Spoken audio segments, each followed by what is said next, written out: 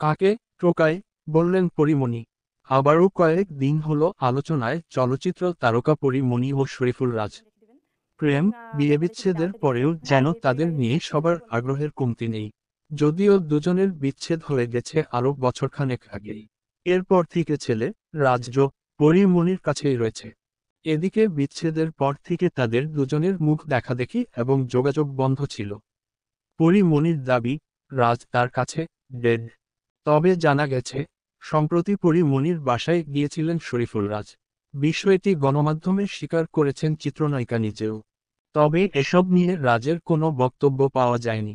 এমন খবরের পরে জানা গেছে, শুধু বাসায় গিয়েছেন এমন নয়, পরীমণি রান্না করেও খাইয়েছেন রাজকে।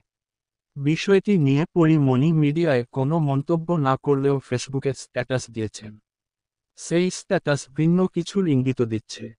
আজ পরী ফেসবুকে একটি পোস্টে লিখেছেন, যাকে আমার বাসার দারোয়ানি গেটে এলাও করবে না, সে স্বপ্নে আমার রান্না খায়। অভিনেতা শিমুল খান সেই পোস্টে কমেন্ট করেছেন, কে খাইলো তোমার রান্না, স্বপ্নে। সেখানে পরী ফিরতি কমেন্টে লিখেছেন, আছে এক টোকাই। তার বিয়ের নিউজের চাপ থাকল আমাকে আর আমার ছেলেকে দিয়ে কত বড় নিমকহারাম। পরীমণির এমন স্ট্যাটাস নতুন গুঞ্জনের ইঙ্গিত দিচ্ছে। স্ট্যাটাসে পরী কারো নাম উল্লেখ না করলেও ভক্তরা ধারণা করছেন, এই স্ট্যাটাসে তিনি শরীফুল রাজের প্রতি ইঙ্গিত করেছেন। সেক্ষেত্রে প্রশ্ন হলো, তাহলে কি রাজ পরীমণির বাসায় যাননি?